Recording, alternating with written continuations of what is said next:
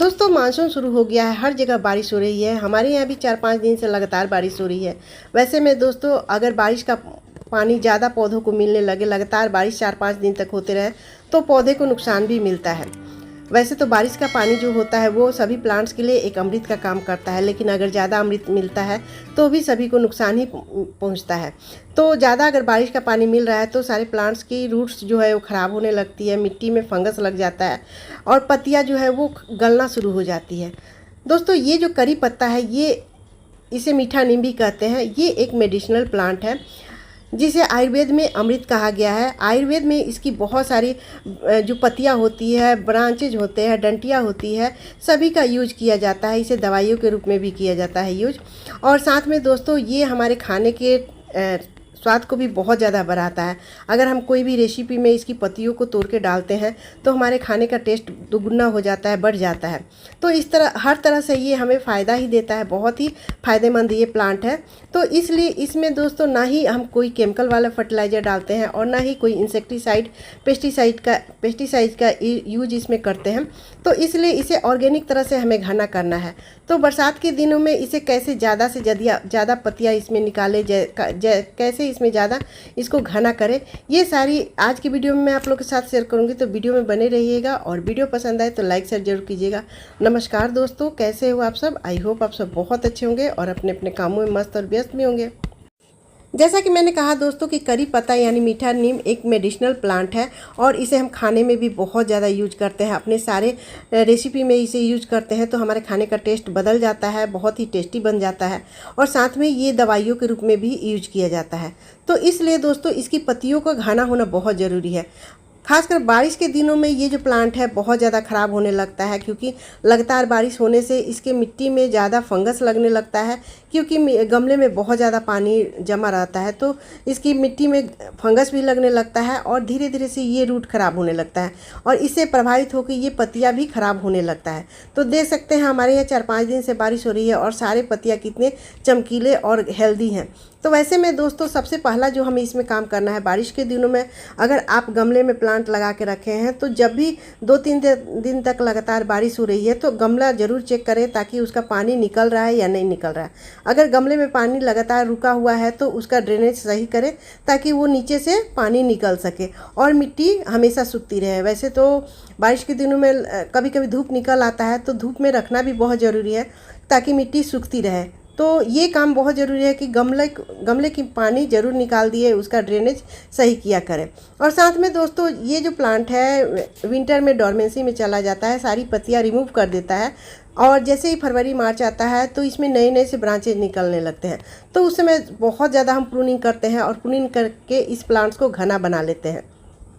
तो देख सकते हैं मैंने भी इस प्लांट्स को कई जगह से प्रून किया है। ये फरवरी में मैंने ये काम किया था। उसके बाद से दोस्तों ये कई सारे ब्रांच निकलने लगते हैं और यहाँ पर देखिए एक नीचे से भी ब्रांच निकला हुआ है जिसकी पत्तियाँ ज़्यादा घना है, ये देख सकते हैं यहाँ पर। और इसके ऊपर के टिप्स को इसमें नई नई सी पत्तियाँ निकल रही है।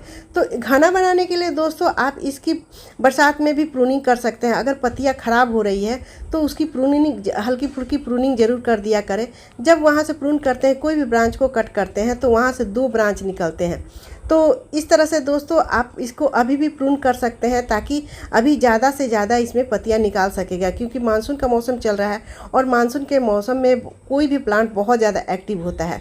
तो अगर आपका प्लांट लैगी सा हो गया है या फिर पत्तियां ख़राब हो रही हैं तो उसको अभी प्रून कर सकते हैं और प्रून करने के बाद वो 2-4-10 दिन में ही नए नए से ब्रांच निकालना शुरू कर देगा। इस तरह से दोस्तों नए नए पत्तियाँ भी आ जाएंगी, प्लांट भी घना हो जाएगा। करी पत्ता को जब भी यूज के लिए हम तोड़ते हैं तो सबसे बड़ी गलती करते हैं कि इसे हम नीचे से तोड़ते हैं, क्योंकि नीचे की पत्तियां बड़ी बड़ी होती है और ऊपर की पत्तियां कोमल होती है। तो इसलिए हम नीचे की पत्तियां तोड़ते हैं ताकि वो बड़ा बड़ा साइज का हमें मिले, जिससे कि प्लांट होता है वो लैगी सा होने लगता है। तो ये काम बहुत गलत करते हैं हम। अगर हम प्लांट्स को घना करना चाहते हैं तो जब भी पत्तियों को यूज करने के लिए तोड़े तो सबसे ऊपर के टिप्स को तोड़े ताकि वहाँ से नए नए से ब्रांच निकलना शुरू करें, नई नई सी पत्तियाँ निकलना शुरू करें। जब ऊपर के टिप्स को हम यूज करने के लिए तोड़ते हैं तो वहाँ से कोमल कोमल पत्तियाँ निकलना शुरू हो जाती है, कई सारे उसमें से पत्तियाँ निकल के प्लांट घना हो जाता है। तो जब भी प्लांट्स की पत्तियों को यूज करने के लिए तोड़े तो ऊपर से तोड़े ताकि वो प्लांट घना हो। दोस्तों अभी मानसून का मौसम चल रहा है और मानसून के मौसम में इसको कटिंग से हम बहुत आसानी से लगा सकते हैं। इसके बीज भी बनते हैं दोस्तों, जो कि अगर प्लांट्स में बीज बन जाते हैं वो काले काले हो जाते हैं। तो जब ये बीज काले काले हो जाते हैं तब इसको आप मिट्टी में दबा देंगे तो भी ये प्लांट्स बन जाते हैं। तो बीज से तो लग ही जाते हैं, लेकिन अभी मानसून का मौसम चल रहा है दोस्तों, अगर आप कटिंग से लगाना चाहते हैं तो बहुत ही आसानी से ये लगा सकते हैं। देखिए यहाँ पर मैंने कटिंग से ही लगाया है, ये फरवरी में ही लगाया था, इसको अभी रिपोर्टिंग करना है दोस्तों। तो वैसे ये फरवरी मार्च में भी लगा सकते हैं और अभी मानसून के मौसम में तो आसानी से लगा ही सकते हैं। दोनों समय बहुत आसानी से लग जाता है। और अगर आपके प्लांट्स में बीज बने हुए हैं तो अभी वो पकना भी शुरू कर देते हैं, जैसे काले काले हो जाए 1 महीने बाद 2 महीने बाद, तो उसको आप मिट्टी में दबा देंगे या फिर इस तरह से छोटे गमले में लगा देंगे तो वो प्लांट बेबी प्लांट निकलना शुरू कर देता है। तो दोनों तरीके बहुत आसानी से लग जाते हैं, कटिंग से भी और बीज से भी। दोस्तों जब भी करी पत्ता को लगाएं थोड़ा गमले का साइज बड़ा रखें, क्योंकि ये जो प्लांट है घना होता है, बुशी होता है और पत्तियां ज़्यादा निकालता है। तो अगर ज़्यादा हमें पत्तियां चाहिए और हेल्दी प्लांट्स चाहिए तो इसके गमले का साइज़ कम से कम 10 इंच चाहिए या फिर 12 इंच चाहिए। 12 इंच के गमले में अगर लगा रहे हैं तो आपका प्लांट बहुत ही हेल्दी होगा और ज़्यादा से ज़्यादा पत्तियां निकालेगा, ज़्यादा से ज़्यादा लस ग्रीन सा दिखाई देगा, नए नए से ब्रांचेज निकालना शुरू करेगा। तो इसलिए गमले का साइज़ 10 से 12 इंच के ऊपर का ही ले, तभी ये प्लांट बहुत अच्छे से हेल्दी और ज़्यादा से ज़्यादा पत्तियाँ निकालेगा। मानसून का मौसम आते ही दोस्तों जब 2-4 दिन लगातार बारिश होने लगती है तो जो प्लांट्स की मिट्टी होती है वो हार्ड होने लगती है, क्योंकि लगातार बारिश में हम प्लांट्स की मिट्टी की गुड़ाई नहीं कर पाते हैं, जिससे कि मिट्टी हार्ड होने लगती है। अगर हम गुड़ाई करते हैं बारिश होते में तो इसके रूट डैमेज होने के चांस रहता है। खुरपी की सहायता से या किसी टूल्स की सहायता से मिट्टी की गुड़ाई करते हैं तो इसके रूट को कटने का भी चांस रहता है, जिससे कि ये प्लांट प्रभावित होने लगेगा, धीरे धीरे से सूख के ख़त्म हो जाएगा। तो बारिश के दिनों में हम बहुत कम गुड़ाई करते हैं, लेकिन जैसे ही आपके एरिया में धूप निकले, यानी 3-4 दिन के बारिश के बाद अगर थोड़ी बहुत धूप निकल रही है, मौसम अच्छा हो रहा है, तो उस समय मिट्टी को गुड़ाई जरूर कर दिया करें। क्योंकि ज़्यादा हार्ड होने से क्या होता है, मिट्टी प्लांट्स की जो रूट होते हैं उसमें ऑक्सीजन नहीं पहुंच पाता है, जिससे कि प्लांट्स धीरे धीरे से मरना शुरू कर देता है और प्लांट्स के रूट गलना शुरू हो जाते हैं। तो जब भी मौसम ठीक हो या फिर हल्की फुल्की धूप निकले तो गुड़ाई कर दे। गुड़ाई करने से क्या होता है कि ये जो खरपतवार उगाते हैं, बारिश के दिनों में बहुत ज़्यादा खरपतवार भी उगाते हैं, वो भी ख़त्म हो जाते हैं और इसमें छोटे छोटे जो डेड रूट होते हैं वो भी गुड़ाई करने से ख़त्म हो जाते हैं। और गुड़ाई करने से एक और फ़ायदा होता है दोस्तों कि मिट्टी जो है वो सूखती भी रहती है और डायरेक्ट रूट को ऑक्सीजन मिलता है। तो बहुत सारे इसके फ़ायदे हैं गुड़ाई करने से। तो जब भी मौसम ठीक हो इसकी गुड़ाई करना ना भूलें। देख सकते हैं ये हमारे यहाँ अभी मौसम, सुबह बारिश हो रही थी, अभी हल्की फुल्की मौसम ठीक ठाक है तो मिट्टी को मैंने गुड़ाई कर दिया है और इतने सारे डेड रूट निकलते हैं तो जिसके कारण ये हमें बार बार रिपोर्टिंग करने की ज़रूरत नहीं पड़ती है।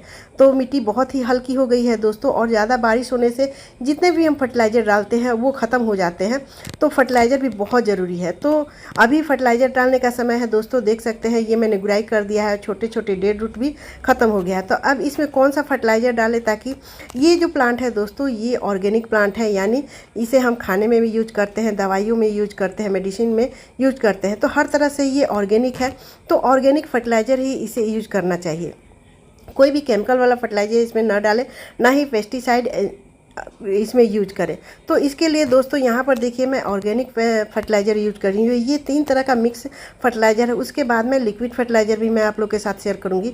तो ये 3 फर्टिलाइज़र क्या है दोस्तों, ये देखिए यहाँ पर मैंने लिया है बोन मील, इसमें कैल्शियम, फास्फोरस, मैग्नीशियम है और यहाँ पर चाय पत्ती है, ये सूखी चाय पत्ती, और ये है वर्मी कंपोस्ट। इसके बदले आप गोबर की खाद भी ले सकते हैं। चाय पत्ती में नाइट्रोजन भरपूर मात्रा में होता है और वर्मी कंपोस्ट में बहुत सारे न्यूट्रिशन होते हैं, तो ये सभी न्यूट्रिशन प्लांट्स को मिल जाते हैं। तो ये देखिए एक प्लांट्स के लिए मैंने बनाया है, ये 2-2 मुट्ठी मैंने करके बराबर मात्रा में लिया है और ये 12 इंच के गमला है मेरा। तो 2 मुट्ठी मैंने सभी फर्टिलाइज़र को मिक्स किया है इसमें। और आप इसमें नीम खली भी डाल सकते हैं। तो मैंने अभी नीम खली थोड़े दिन पहले मिलाया था, इसलिए नीम खली मैं नहीं डाल रही हूँ, और आप अगर नहीं डाले हैं तो डाल सकते हैं। यहाँ पर दूसरा फर्टिलाइज़र लिक्विड फर्टिलाइज़र है दोस्तों, ये छाछ, ये खट्टी छाछ है 250 ग्राम। ये देखिए ये 4-5 दिन वो खट्टी छाछ है। जब भी आपने खट्टी छाछ डाले तो 3-4 दिन पुराना ही छाछ डालें। तो 250 ग्राम है इसमें, ये अच्छी तरह से मिक्स मैंने कर दिया है। उसके बाद इसमें मैंने आधे लीटर पानी डाल रही हूँ। ये देख सकते हैं आधा लीटर मैंने पानी डाल दिया है। तो ये लगभग 1 लीटर सा बन गया है। तो 1 लीटर तो नहीं डालूँगी इसमें भी बहुत सारे न्यूट्रिशन होते हैं और इसके मिट्टी को हेल्दी बनाता है, रूट्स को हेल्दी बनाता है। इस छाछ करी पत्ता के लिए बहुत ही अच्छा होता है, इसमें बहुत सारे गुण होते हैं जो कि करी पत्ता को देता है। तो ये 2 ग्लास मैंने इसमें डाल दिया है, देख सकते हैं। और ये थोड़ी सी बची है, तो इसमें देखिए ये जो मैंने कटिंग से प्लांट लगाया था उसमें भी ये फर्टिलाइज़र मैंने डाल दिया है। दोनों फर्टिलाइज़र मैं डाल रही हूँ। तो अगर कटिंग आपका हेल्दी है, थोड़ा सा बड़ा है, मैच्योर्ड है, तो उसमें आप डाल सकते हैं। इसमें मैंने देखिए आधे गिलास के आसपास इसमें करी पत्ता में भी छोटे से करी पत्ता में डाल दिया है। तो इस तरह से दोस्तों ये बहुत जल्दी ज़्यादा से ज़्यादा पत्तियाँ निकालेगा। करी पत्ता में अगर छाछ डालते हैं तो मिट्टी बहुत ज़्यादा हेल्दी बनती है, जो पत्तियाँ निकलेगी बहुत ज़्यादा कोमल निकलेगी और बहुत ज़्यादा घना बनेगा। तो ये 2 फर्टिलाइज़र आप बारिश के दिनों में डाल सकते हैं दोस्तों। और छाछ जो होता है वो आप कभी भी डाल सकते हैं, लेकिन जो सूखी फर्टिलाइज़र है, आप बरसात में अगर सूखी फर्टिलाइज़र डालते हैं तो आपका जो प्लांट है वो बहुत ज़्यादा हेल्दी होगा, बहुत ज़्यादा घना होगा, पत्तियाँ बहुत ज़्यादा लस ग्रीन सी दिखाई देगी और बिल्कुल ऑर्गेनिक तरह से। और इसमें थोड़े बहुत अगर चींटियाँ लग जाती है तो आप इसमें नीम ऑयल का स्प्रे भी कर सकते हैं। तो ये जो मेरा प्लांट है देखिए अभी बहुत ही हेल्दी है, इसमें कोई भी कीड़ा वगैरह नहीं लग रहा है, इसमें मिलीबग्स भी लग जाते हैं, तो मैं इसमें अभी स्प्रे नहीं कर रही हूँ। अगर आपके प्लांट्स में इस तरह से चींटियाँ लग जाती है तो आप इसमें नीम ऑयल का स्प्रे कर सकते हैं। तो इस तरह से दोस्तों इसके दिनों में भी आप करी पत्ता को इस तरह से केयर करके बहुत सारे पत्तियाँ ले सकते हैं, बहुत ज़्यादा बरगद जैसा घना बना सकते हैं। तो दोस्तों वीडियो कैसी लगी? अगर वीडियो पसंद आए तो लाइक शेयर कीजिएगा, मेरे चैनल पर नए हैं तो सब्सक्राइब भी जरूर कर लीजिएगा बेल आइकन घंटी के साथ, और एक कमेंट तो ज़रूर बनता है। तो मिलते हैं नेक्स्ट वीडियो में, तब तक बाय दोस्तों, टेक केयर, हैप्पी गार्डनिंग।